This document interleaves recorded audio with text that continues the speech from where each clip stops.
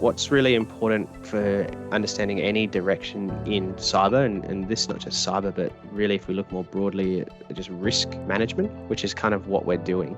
The key component is understanding our environment enough that we can determine an appropriate level of risk and then therefore something to manage that risk by. And whether or not that's through cybersecurity or other risk management practices, it's all really the same starting block. Having an ability to identify, define and assess risk is absolutely crucial in any conversation we have at that very, very beginning. So even when we have a potentially matured organization, we'd still start with, do you have a risk management framework? Do you need us to build one? Do you have a process that understands all of the different elements of risk to your organization? So you've extended it from, do you have a process, to what are you doing about managing that risk? Have you identified them? Have you put them into a tracker capability? Do you have owners of those risks? When we start being more specific in cyber, then we start to look at key elements. And those kind of key elements for cyber are things like, do you know your assets? Do you know what is critical with your organization from a data and technology perspective? It's really important to understand critical crown jewel elements of our business. So knowing not just those critical business functions, but when we start delving into cyber more specifically, you use those as a starting point, but then you associate the asset element. So what's information is important to us, what people are important to us, what technology is important to us of those critical functions. And if organizations start at that point by knowing what those critical assets are, those critical crown jewels are, and we apply that risk methodology across it, you can start building out those cyber programs, because naturally you then try to do something in the cyberspace to address those risk elements. Depending on the client, we could have as simple as just providing them slightly unique or tailored templates for them to build upon, or we can have detailed workshops by actually teasing out specific requirements that need to go into these policies that are unique and very tailored to that client. So while you're still creating governance elements, you're kind of moving down the pillars a little bit to more towards the engineering space, because you're working to create a process for an engineer. But that, like I said, brings in procurement conversations, brings in risk conversations, brings in like those third-party conversations. In most cases, we are